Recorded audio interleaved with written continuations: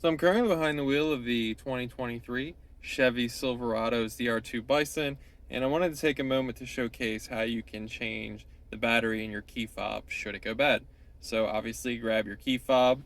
You're going to locate on the point where your key or the keychain connects to the key. You're going to see this side button right here. You're going to push this in and it's going to reveal a manual key that is hidden in there. So you're going to do that. Pushing in with my thumb, and here's the manual key. So for some keys, you pretty much set that to the side and forget about it. For the purposes of this key fob, it's actually a key to open it as well. So grab your manual key, slide it right here in this spot, and you're just going to stick it and twist up or down your preference, and it's going to kind of pop the Chevy bow tie portion out. So do that. Now you can see it kind of opened it up. For the rest, you can kind of just pry apart gently. Try not to push the red button and freak out your neighbors or yourself. So that reveals the bow tie piece.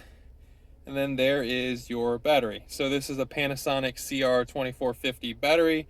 I will put a link in the description for Amazon for the cheapest place to get this battery. You can pretty much buy them in like 2-4 packs and you're good forever.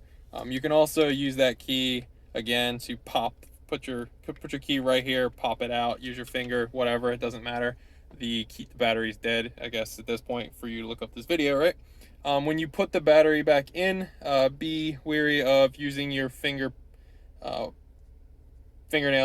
on the other side that does not have the print on the battery, because the oils of your finger will diminish the life of that battery, and you'll be back here watching this video to figure out how to do this again.